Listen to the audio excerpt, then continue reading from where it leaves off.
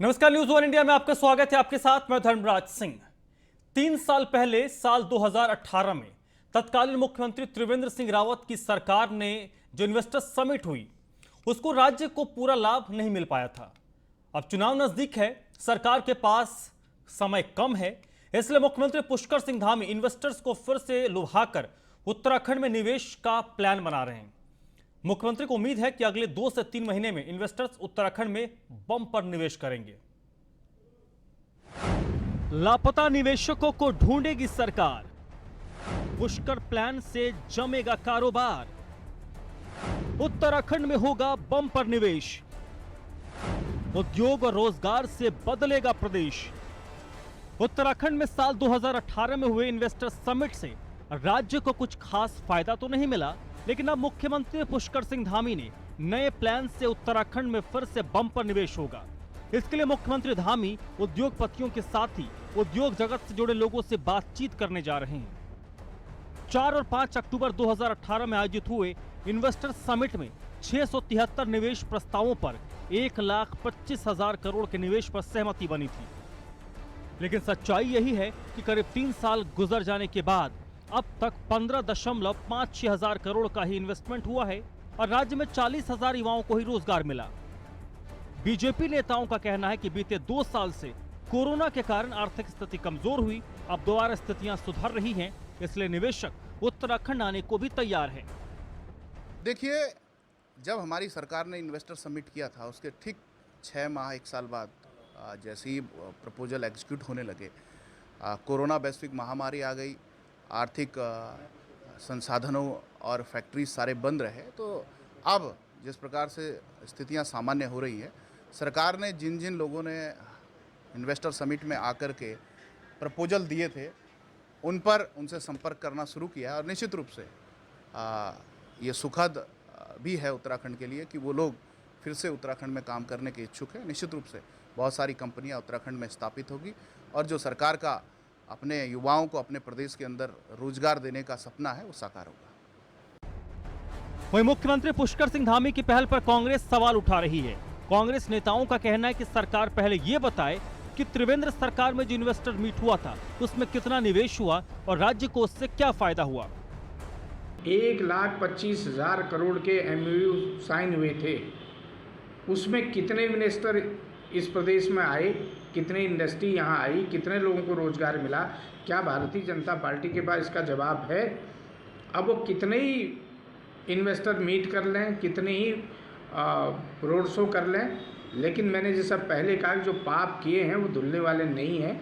अब 2022 में इस प्रदेश की जनता भारतीय जनता पार्टी को ठिकाने लगाने के लिए तत्पर बैठी हुई है।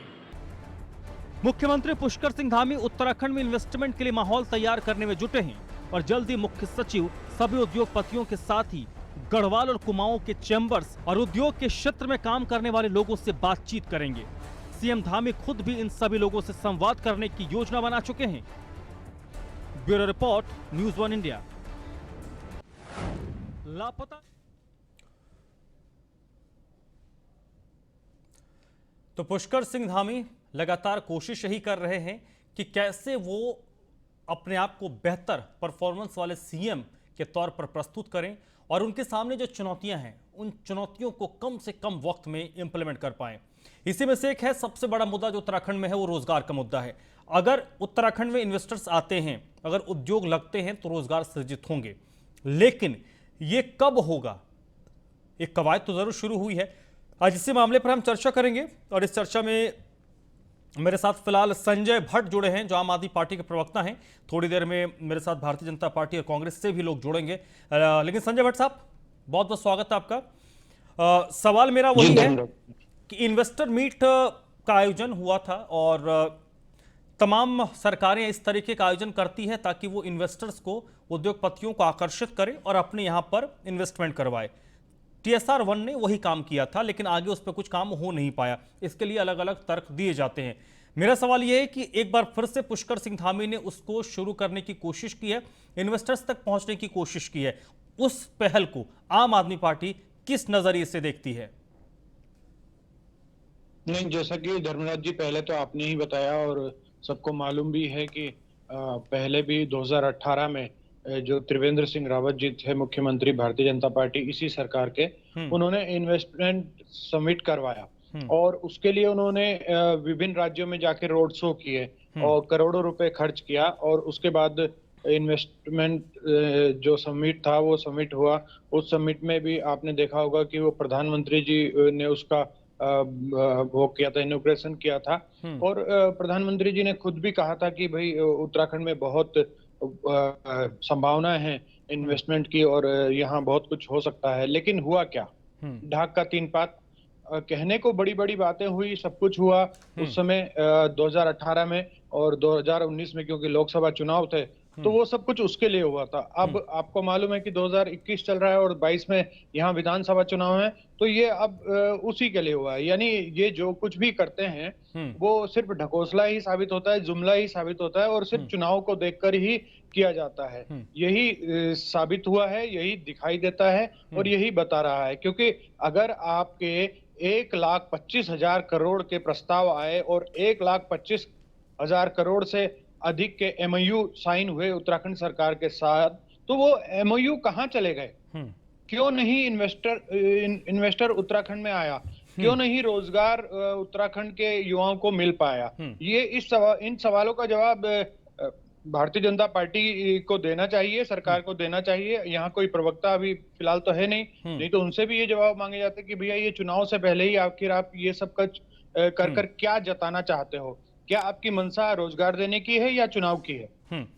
चलिए, लेकिन एक बात तो इसमें है, क्योंकि कहा यह जाता है, इसके लिए कोई आप कितना भी तर्क करें कि 2018 में हुआ, उसके बाद 19 का चुनाव था, तो आपने एक फैक्ट बात कही, ठीक है चुनाव था, चुनाव से पहले किया गया, लेकिन उस पर सरकार इसलिए भी संभवतः आगे नहीं बढ़ पाई क्योंकि 2020 की शुरुआत से वो कोविड का दौर शुरू हुआ, जिसके पिछले 1.5 साल से हम उसी में चल रहे हैं। तो क्या बेनिफिट ऑफ डाउट देने के मूड में हैं आप लोग?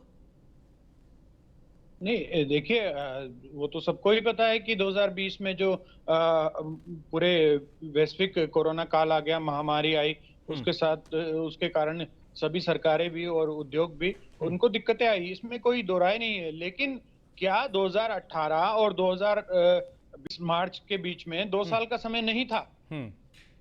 उन 2 सालों में क्या काम नहीं होना चाहिए था? सवाल तो ये भी खड़ा होता है ना कि भाई 2018 और 2020 के बीच में जब तक कोरोना काल लगा या कोरोना लॉकडाउन, अब कर्फ्यू, जो भी कुछ लगा, उसके बीच में 2 साल का समय भी तो था। उस 2 साल में सरकार ने क्यों नहीं इस कार्य पर काम किया? क्यों हरकत में नहीं आई सरकार? क्योंकि सिर्फ और सिर्फ ये चुनावी जुमला था।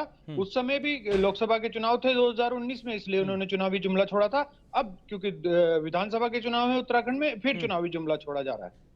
ठीक है, मेरे साथ इस वक्त मथुरा दत्त जोशी साहब भी जुड़ चुके हैं, कांग्रेस पार्टी के प्रवक्ता हैं। वेलकम मथुरा दत्त जोशी साहब। और वरिष्ठ पत्रकार जय सिंह रावत साहब भी मेरे साथ जुड़ चुके हैं, वरिष्ठ पत्रकार है। सर बहुत बहुत स्वागत है। मैं कांग्रेस के प्रवक्ता के पास आऊं, लेकिन उससे पहले जो हमारे साथ सीनियर जर्नलिस्ट जुड़े हैं उनसे सवाल लेना बेहद जरूरी है। मैं उम्मीद कर रहा हूं कि थोड़ी देर में भारतीय जनता पार्टी के जो प्रवक्ता हैं वो भी जुड़ जाएं तो बेहतर होगा, क्योंकि सवाल तो हैं, जवाब उनको देना है।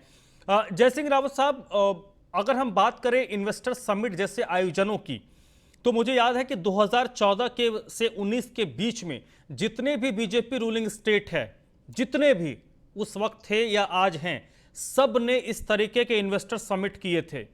सब ने इन्वेस्टर समिट किए, चाहे वो गुजरात हो, हिमाचल हो, उत्तर प्रदेश हो, उत्तराखंड हो, मध्य प्रदेश हो, छत्तीसगढ़ में रमन सिंह की सरकार थी, उन्होंने किया था, देवेंद्र फडणवीस ने किया था महाराष्ट्र में। और हर जगह पर गिने चुने जो 10-20 कारोबारी होते हैं वो हर मंच पर नजर आते हैं।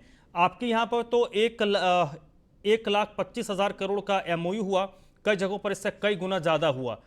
लेकिन बात वहीं पर आकर रुक जाती है कि आप अट्रैक्ट जो एमओयू कागज में साइन होते हैं उसको आप ग्राउंड पर कैसे इंप्लीमेंट करवाते हैं। गुजरात में भी हुआ था, गुजरात में तो कई सारे उद्योग लगे, आखिरकार उत्तराखंड जैसे स्टेट में वो सारी चीजें इंप्लीमेंट क्यों नहीं हो पाती हैं?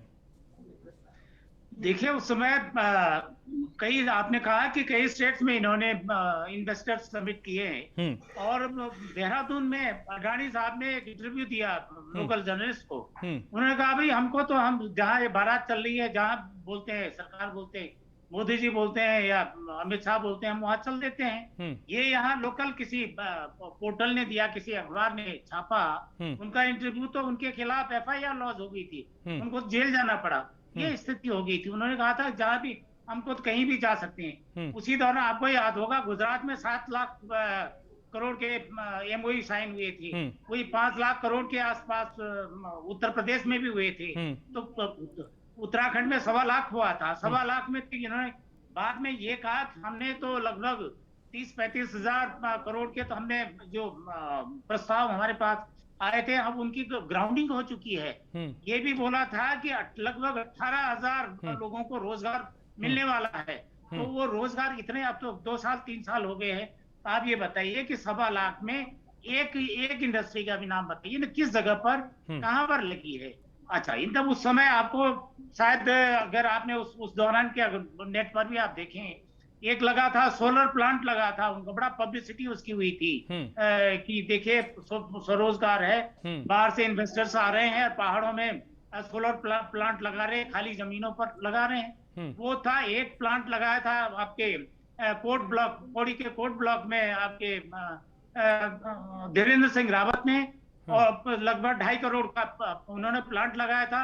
2.5 करोड़ का कविंद्र सिंह बिष्ट ने लगाया था, पौड़ी गढ़वाल में ही लगाया था। उनका केस, उनको कोई पैसा नहीं मिला, वो दर दर भटकते रहे, उनकी रकम डूब गई है और वो हाईकोर्ट में उनका केस चल रहा है। तो इस किस्म से आप देखिए, प्रयास तो करने पड़ेंगे, इन्वेस्टर्स मीट करो या आप कैसे बिल्कुल बिल्कुल, ये यहाँ पर प्रयास तो करो, लेकिन आप हवा में मत रहो। हाँ ठीक है, हवा में किया बिल्कुल सर। देखिए, इन्वेस्टर समिट जैसे आयोजनों पर तो अभी हम चर्चा नहीं कर सकते कि उतना लंबा हमारे पास वक्त नहीं है कि ये कितना जरूरी है, क्योंकि गुजरात और महाराष्ट्र जैसे राज्य आज की तारीख में अगर हब बने हैं, उत्तर प्रदेश का NCR का जो हिस्सा है या हरियाणा का जो NCR का हिस्सा पड़ता है, गुड़गांव, फरीदाबाद, वहाँ कोई इन्वेस्टर समिट नहीं हुआ था, लेकिन वो आज की तारीख में हब बने हुए हैं। आपके पास बहुत ऐसी चीजें हैं कि दुनिया के लोग आपकी तरफ ऐसे ही आकर्षित होंगे। गीता ठाकुर मेरे साथ जुड़ गई, भारतीय जनता पार्टी के प्रवक्ता। गीता ठाकुर जी, सवाल ही उठता है कि भाई आपने अनाउंस तो किया, आपने इन्वेस्टर समिट तो किया, अब एक बार फिर से धामी साहब शुरू कर रहे हैं, लेकिन विपक्ष और आम लोगों को कैसे ये एतबार करेंगे कि इस बार जो प्रयास हो रहा है वो गंभीरता से प्रयास हो रहा है? सबसे पहले मुझे इनवाइट करने के लिए आप सभी का धन्यवाद है। इतना अच्छा आपने विषय रखा है जो हमारे उत्तराखंड के लिए आने वाले समय में हम इसी पे टिके पड़े हैं। ये खंडूरी जी ने उस समय योजना बनाई थी, उसके बाद हमारे त्रिवेंद्र रावत जी ने बुलाया, लेकिन कोरोना की वजह से विश्व में आर्थिक गतिविधियों के ठप हो जाने से 2000 नवंबर के बाद कोरोना का देश में लॉकडाउन होने के कारण इंडस्ट्रियल एरिया में पूरा का पूरा उत्पादन ठप हो गया, जिसके कारण ये हम आगे नहीं बढ़ा पाए। और ऐसे समय में इन्वेस्टर्स ने सबने अपने अपने पैर जो है रोक दिए, क्योंकि जीवन पहले था, इंडस्ट्री बाद में था। लेकिन आज मुझे ये कहना है कि इन्वेस्टर आना चाहते हैं, महामारी की वजह से उनका लक्ष्य जो था वो पूरा नहीं हो सका, लेकिन आज हमारे जो युवा मुख्यमंत्री हैं, लोग उनकी तरफ देख रहे हैं और उनका भी कहना है कि हम जल्द से जल्द इस योजना को धरातल में लेकर आएंगे और सभी की जो इच्छाएं हैं, जो बाहर के लोग यहाँ आना चाहते हैं, वो अपना अपना विषय रखेंगे और आने के लिए तैयार है। लेकिन थोड़ा सा कोरोना महामारी को देखते हुए हमने भी सोचना चाहिए कि हम इस तरह ये मुझे बताइए, 2018 से 2020 मार्च तक 1,25,000 करोड़ में कितने का ग्राउंड पर इन्वेस्ट हुआ? 2 साल में कुछ तो 2 साल में कुछ तो बढ़े होंगे आप लोग। जी 2000 में क्यों नहीं बढ़े, लेकिन उसका कारण यही था कि हमारे जो 25 लाख इन्वेस्टर जो आए थे और उन लोगों ने जिस तरह से आके पैसा लगाने की कोशिश करी, तो ये लॉकडाउन के कारण ही मैं आपसे कह रही हूँ कि नहीं, गीता ठाकुर जी, लॉकडाउन लगा था 24 मार्च 2020 को। भारत में कोविड का पहला केस फरवरी के आसपास आया था 2020 में, तब तक तो कोई स्थिति नहीं थी। मेरा ये सवाल है, 2018 में जब आयोजित हुआ उसके बाद 2 साल का टाइम मिला था, 2 साल में कितना काम हुआ? 19 नवंबर के बाद कोरोना आ गया था, जिसकी वजह से ये सब रुक गया था। और अब हम उसी चीज में आ रहे हैं कि जो गतिविधियां ठप हो गई उसको हम दोबारा से कैसे धरातल में लाएं। विषय यही है, इसी की वजह से ठीक है नहीं देखिए गीता ठाकुर जी, मैं व्यक्तिगत तौर पर सरकार की या मुख्यमंत्री की जो मंशा है उस पर क्वेश्चन नहीं कर रहा, लेकिन मेरे मंशा पर से उत्तराखंड की जनता आपको वोट नहीं करेगी।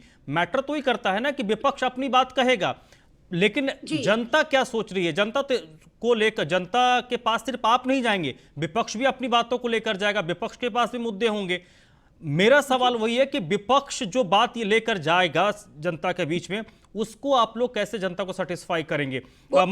वही मेरा कहना है, जो इन्वेस्टर है वो जो लंबित प्रोजेक्ट हैं उनको पूरे देखिए आप थोड़ी देरी से जोड़ी, मैं बाद में उस पर आऊंगा, लेकिन एक कमेंट में मथुरा दत्त जोशी साहब से जरूर लूंगा। मथुरा दत्त जोशी साहब, मुख्यमंत्री की कोशिश को कैसे देख रहे हैं आपकी पार्टी? आप कैसे देखते हैं, आपकी पार्टी कैसे देखती है? मैं अभी भारतीय जनता पार्टी के प्रवक्ता महोदय को सुन रहा था, बहुत अच्छी प्रवक्ता है, अच्छी बात करती हैं, लेकिन सवाल ये है कि इनका किस्सा तो ये हो गया ना, नाचन जाने आंगन टेढ़ा।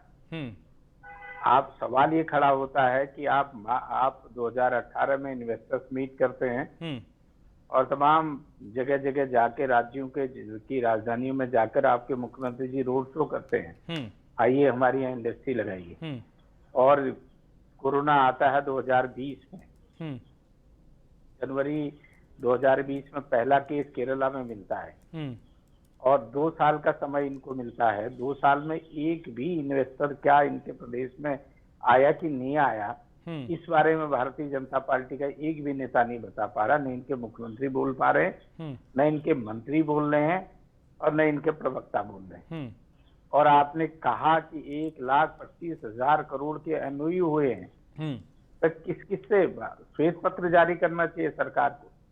सरकार को बताना चाहिए कि किस किस इंडस्ट्री से, किस किस उद्योगपति के साथ उनके एमओयू साइन हुए, क्या स्थिति उनकी रही, कितने वापस आए, कितने नहीं आए, कितनों ने कहा कि कोरोना आ गया है अब हम नहीं आते हैं। और आज अब जब अंतिम वर्ष चल रहा है, सरकार की विदाई का वर्ष है ही, सरकार अंतिम सांसें ले रही है, वेंटिलेटर में चली गई पूरी सरकार वेंटिलेटर में है, और आज ये कह रहे हैं कि हम इन्वेस्टर समिट करते हैं। तो कहाँ करोगे, किसके लिए करोगे, कितना जनता को ठगोगे? ये तो वैसी ऐसी सरकार है जिनके मुख्यमंत्री सदन में झूठ बोलते हैं, सदन में। इनके तो प्रधानमंत्री भी सदन में झूठ बोल रहे हैं। मुख्यमंत्री ने कहा था, अरे सदन में कहा, मथुरा दत्त जोशी साहब थोड़ा आपको, मथुरा दत्त जोशी साहब, इनके नहीं, प्रधानमंत्री हम सबके हैं, तो इनके मत भूलिए, मुख्यमंत्री आपके भी होंगे। नहीं, प्रधानमंत्री हमारे हैं, हम अपने प्रधानमंत्री की बात अलग करेंगे। हमारे प्रधानमंत्री सबके होते हैं, आपकी बात।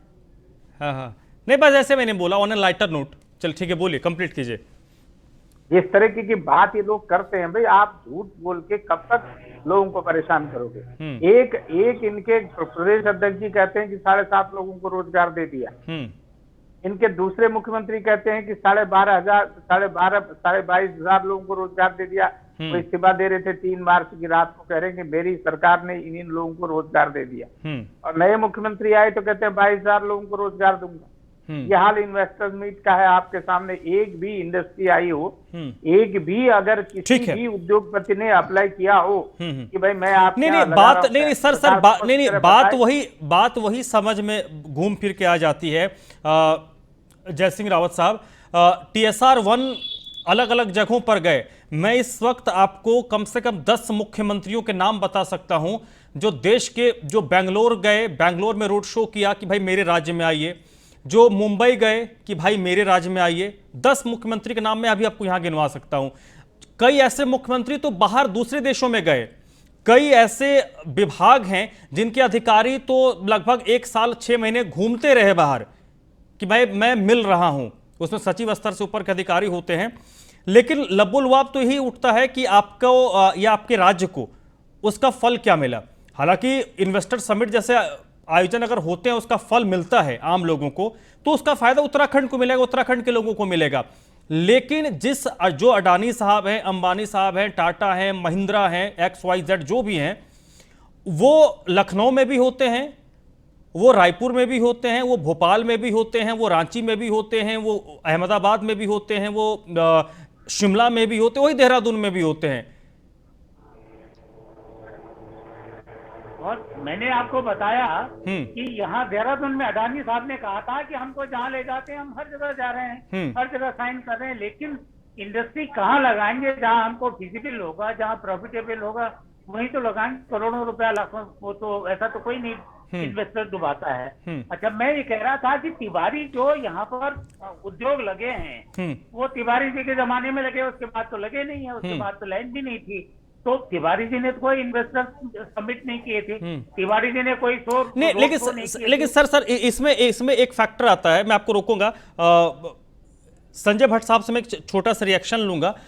भट्ट साहब, इसमें एक बात तो होती है, कई बार मुख्यमंत्री हो या फिर कोई सांसद भी हो, वो अगर अपने स्तर पर कोशिश करता है तो अपने इलाके के लिए, अपने क्षेत्र के लिए वो इंडस्ट्री लेकर आ सकता है, अगर वो ईमानदारी से 100% किसी, अगर उसके पर्सनल टर्म्स हैं, अगर वो उसकी पहुंच वहां तक है तो वो ला सकता है।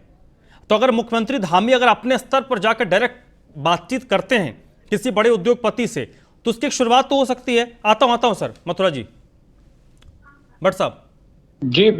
जी बिल्कुल धर्मराज जी, कोशिश करनी चाहिए, और जनता ने आपको इसीलिए जिता के भेजा है, चाहे वो कोई सांसद हो या मुख्यमंत्री हो, कि आप कोशिश करेंगे और राज्य में लोगों को रोजगार, स्वरोजगार, नौकरी मिलेगी, और वो तभी मिलेगी जब आपकी कोशिशें भलीभूत होंगी और वो उनका कुछ हल निकलेगा। लेकिन जैसा कि मैंने आपको पहले भी किया, 2018 में ये सबमिट करते हैं, इन्वेस्टर सबमिट करते हैं, और 2019 में लोकसभा चुनाव होता है। अब 2021 चल रहा है, यहाँ इन्वेस्टर सबमिट करने की बात की जा रही है, 2022 में विधानसभा चुनाव है। तो ये सिर्फ जुमलाबाजी है। ये जो सबमिट होगा, जो जैसे पहले हुआ था वो लोकसभा चुनाव के मद्देनजर हुआ था, ये विधानसभा चुनाव के मद्देनजर होगा। इससे नौकरी का या उत्तराखंड में कोई उद्योग लगने का कोई मतलब नहीं है, क्योंकि 2 साल 2018 के बाद जब 22 मार्च 2020 में हमारे यहाँ लॉकडाउन लगा, 2 साल का बीच में समय रहा। 2 साल में कितने उद्योग लगे? ठीक है। जब 2 साल में बीच में उद्योग नहीं लगे तो 6 महीने में कैसे लगेंगे, ये सवाल है। जी बिल्कुल ठीक है। मथुरा दत्त जोशी साहब बोलिए सर, कि कुछ कह रहे थे आप? मैं ये कह रहा था कि निश्चित रूप से हर व्यक्ति कोशिश करता है, हर राजनेता कोशिश करता है। अभी आदरणीय जयसिंह रावत जी ने कहा था कि तिवारी जी ने इतनी बड़ी इंडस्ट्री लगाई, चाहे सेलाकुई में जो हमारी पुरानी इंडस्ट्री थी उनको रिवाइव करने का काम किया हो, चाहे लाल टप्पड़ में यहाँ डोईवाला के पास तैयार किया हो, चाहे हरिद्वार में नया स्कूल खोला और रुद्रपुर में नया बनाया, इंडस्ट्रियल कॉरिडोर बनाए, तो ये कुछ व्यक्तिगत एफर्ट से तिवारी जी के तब बनाए। तिवारी जी का एक अपना स्ट्रक्चर था, तिवारी जी का एक महान व्यक्तित्व था। क्या इन लोगों ने, जो इतने भी मुख्यमंत्री, तीसरे मुख्यमंत्री हैं, इन्होंने कोई व्यक्तिगत प्रयास किया क्या? धामी साहब 10 साल से एमएलए हैं, बताइए, जो तिवारी जी आपकी जो इंडस्ट्री खटीमा में लगा के गए थे अपने कार्यकाल में, 10 साल के विधायक के कार्यकाल में बता दीजिए एक भी। ठीक है, गीता ठाकुर से जवाब। गीता ठाकुर जी प्लीज रिस्पॉन्ड कीजिए जल्दी से। जी मैं सबसे यही कहना चाहती हूँ कि पहला भी मेरा यही कहना था कि कोरोना की वजह से ये सब कुछ हुआ है, लेकिन अब हम आपको एक बार फिर से वादा तो क्या मैं कहूंगी, लेकिन इतना जरूर कहूंगी, सबकी भावनाओं को देखते हुए जो हो गया उसको होने दीजिए, और जो आगे है उसकी सुध लेते हैं। आगे की सुध तो लेंगे, लेकिन जनता सुध लेने दे तब तो। गीता ठाकुर जी, जनता सुध लेने दे तब तो। क्या किया क्या नहीं किया 2022 आने वाला, उससे पहले हम ये साबित कर देंगे आपको। ये जो आप बातें बोल रहे हैं, मैं सुन रही हूँ, मथुरा जी को भी सुन रही हूँ, मैं जयसिंह जी सबको सुन रही हूँ, और आपसे मेरा हाथ जोड़ करबद्ध निवेदन यही है कि आने वाला वक्त सबका मिलजुल कर, चलिए मिलजुल कर करें। इसी नोट पे मैं खत्म करूंगा। एक छोटी सी बात मैं कहूंगा जिसका जिक्र जयसिंह रावत और मथुरा दत्त जोशी साहब ने कहा, एक छोटा सा मैं जिक्र कर दूं आप लोगों के लिए कि अगर कोई व्यक्तिगत सांसद या कोई मंत्री या मुख्यमंत्री अपने स्तर पर अगर कोशिश करें तो उत्तराखंड के कम से कम 12-13 जिलों में, 5-6 जिलों में तो इंडस्ट्री लगवा ही सकते हैं। अगर वो व्यक्तिगत एंड पे कोशिश करें, इस वक्त मेरे जहन में कई सारे उदाहरण हैं, मैं बता भी सकता हूं कि कहां पे कौन से सांसद ने या मंत्री ने कोशिश की, वो एस्टेब्लिश हुआ, लेकिन उसके लिए ईमानदारी से कोशिश करने की जरूरत होती है। खैर वक्त खत्म हो गया है। गीता ठाकुर जी बहुत बहुत शुक्रिया, आप इस चर्चा मेरे साथ जुड़ी। मथुरा दत्त जोशी साहब आपका भी बहुत बहुत शुक्रिया सर। संजय भट्ट साहब आपका भी बहुत बहुत शुक्रिया। जय सिंह रावत साहब आपका भी बहुत बहुत शुक्रिया। तो आज के हमारे इस खास कार्यक्रम देवभूमि के चक्र में बस इतना ही।